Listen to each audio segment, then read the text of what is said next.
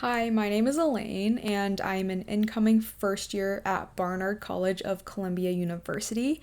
And in this video, I'm going to share some of the stats and extracurriculars that got me into Barnard, and also what I would do differently if I could go back in time and restart my college applications process. First off, we can talk about our SAT. So I took the SAT twice. The first time I got a 1520, and that was, I believe, a 760 in reading and language, something like that, and a 760 in math. And then I took the SAT again after the summer of my junior year, so when I was going into senior year, and I was able to get an 800 on my math. That meant my super score went up to a 1560. So I highly recommend that you do that because over the summer I just grinded math and I was able to bring my score up 40 points, which is pretty great, pretty awesome. And next for AP, it was really interesting because my school doesn't offer any AP classes, which meant that I had to take a lot of AP classes on my own time. And so I took 4 AP classes: AP Chinese, AP Chem, A Push, and AP Calc. And I got a 5 on AP Chinese, a 4 on AP Chem, and a 4 on A Push, and Calc was rough, but we don't talk about Calc around here. So I have no idea what my GPA was. I'd assume it was somewhere around maybe 3.9 or 4.0 because I mainly got A's with A pluses, so yeah. Okay, so for my junior and senior year classes, I'll start with my junior because, well, chronological order. And so my school doesn't offer any APs like I mentioned before. Instead, we have something called ATs, which are advanced topics, and they are kind of the equivalent of APs, but the teachers have a lot more free range over the curriculum that is taught compared to APs. And so for my junior year, I took ATUSH, which is basically the equivalent of A Push. I also took AT Chem, which is AP Chem, basically. I also took Honors Calculus, which would be the equivalent of AP Calc AB, and also Honors Spanish 3, Honors Physics, and Honors American Literature for my English. And for my senior year, I took AT Calc 2, which is the equivalent of AP Calc BC. I also took AT Investment Math.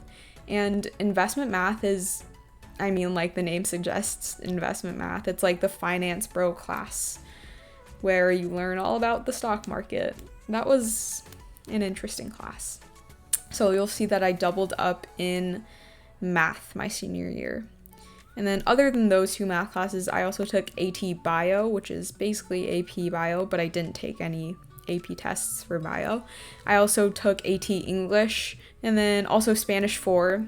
And for my humanities, I took an Honors Humanities seminar in the fall and World Politics, which is another humanities class, in the winter and the spring.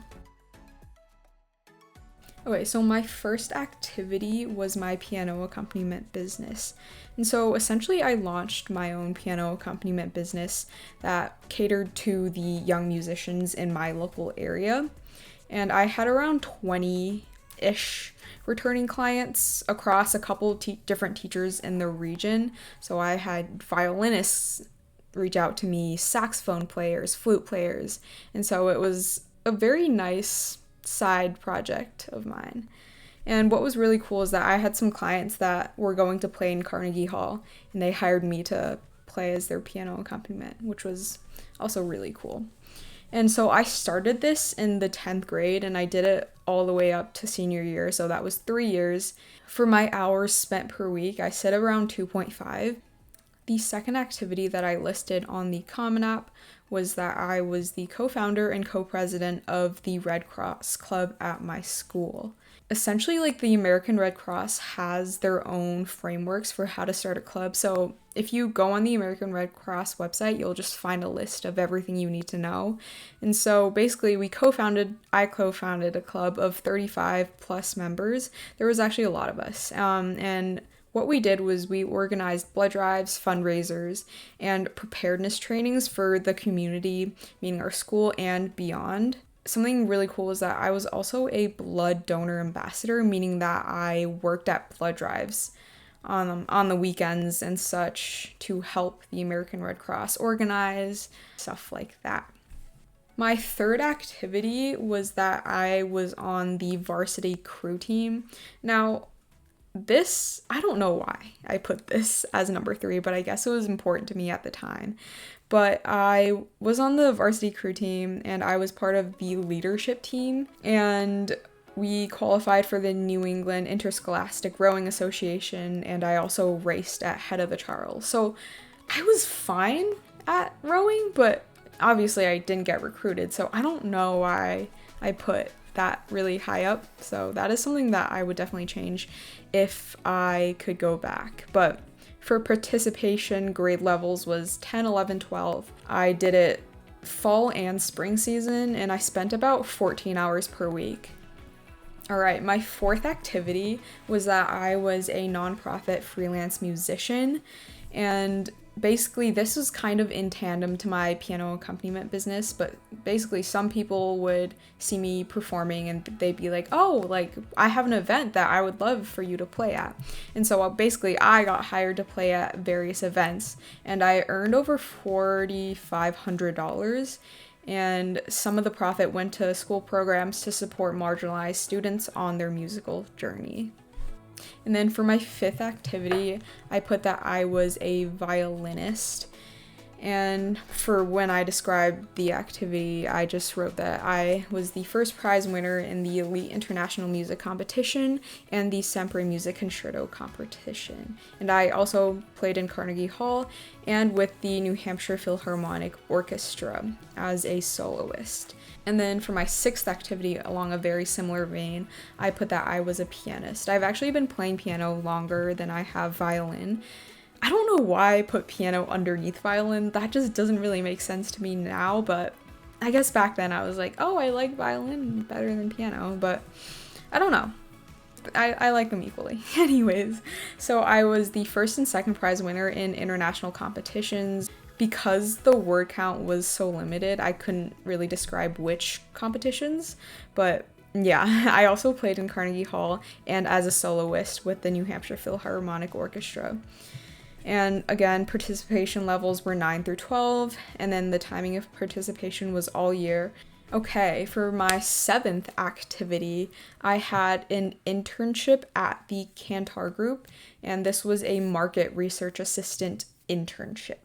And basically, I facilitated market research regarding virtual personal assistants in automobiles. Think like Siri, but built into cars. Yeah. And I also presented this research to specific clients for real-world application. This meant making a lot of PowerPoint slides, and yeah, it was interesting. And I did this during the summer, and I spent about 40 hours a week for 3 weeks.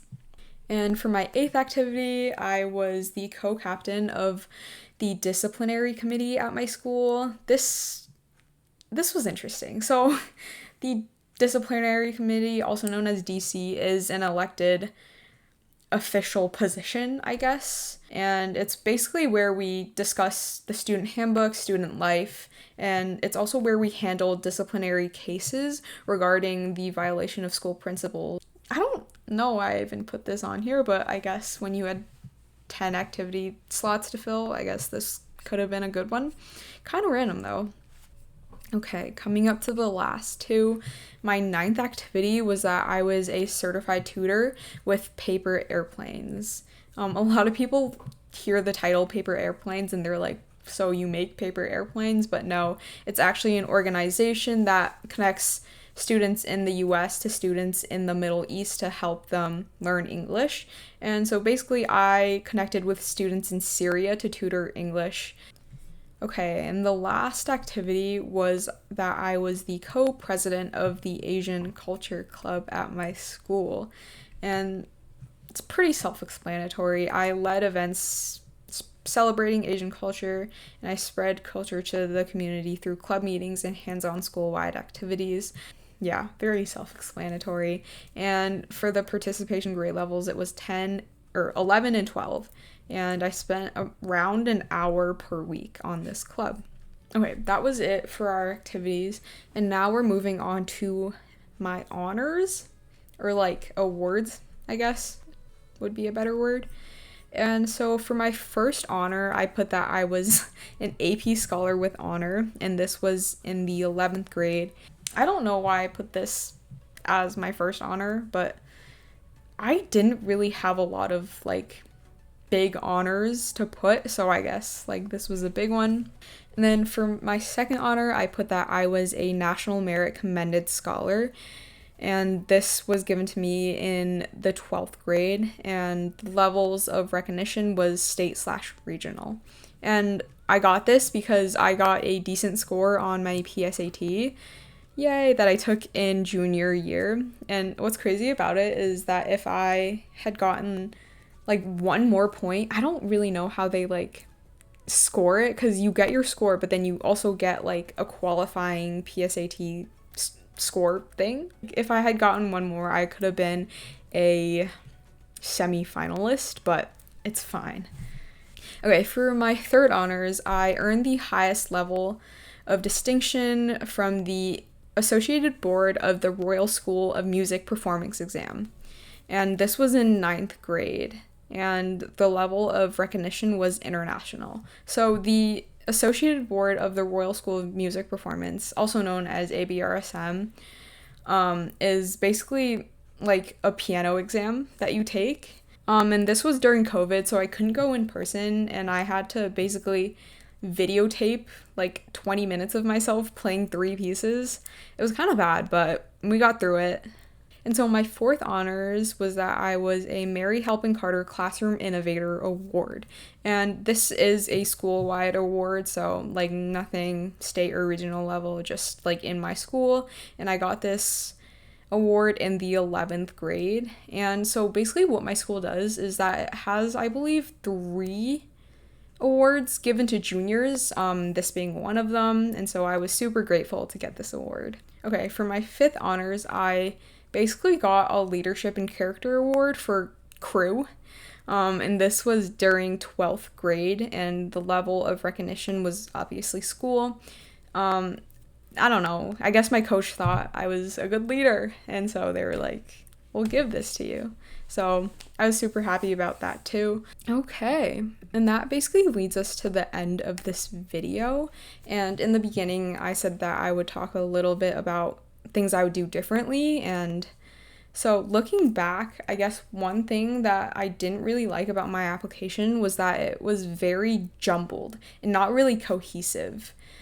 And I have always been a more rounded student as opposed to a spike student.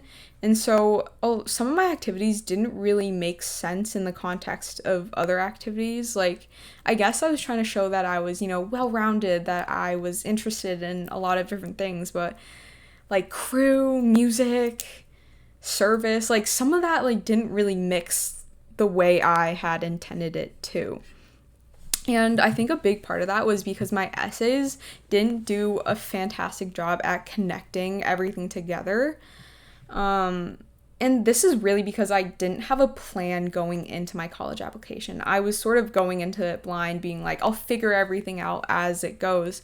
But I feel like it's really, really important to have a plan going in to how you're going to structure yourself, your application.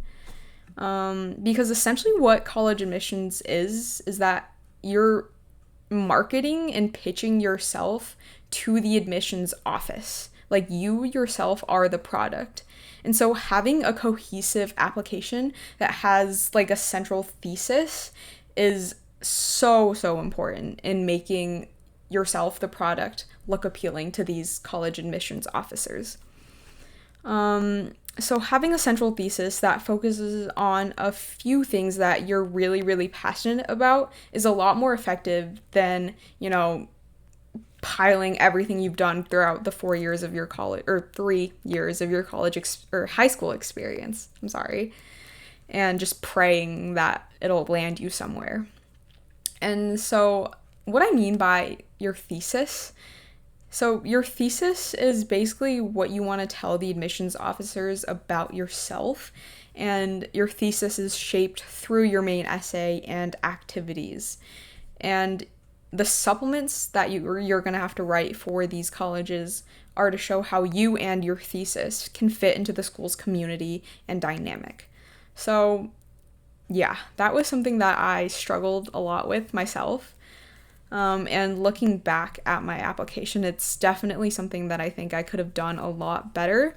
But I'm happy where I ended up. And for a couple last words of advice, like, college decisions and college applications are a really, really stressful time because it feels like everything you've worked for in your entire life leads up to, you applying to college and you getting into a really good college.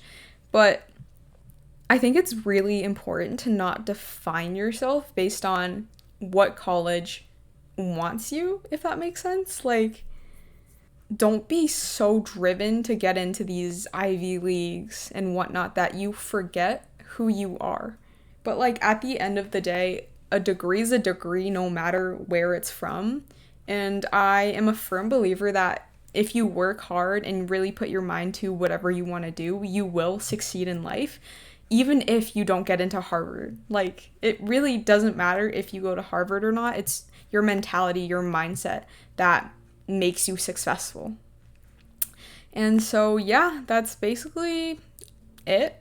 I hope you like this video, and if you're applying to colleges, I want to wish you the best of luck. Don't be too hard on yourself. And I feel like college, the application process is a really great time to discover more about yourself and who you are as a person. And so I guess use that time to fully flesh out your thesis of yourself, because it's not only to market to college admissions officers, it's also to start defining who you are yourself. And yeah, that's all I really have to say.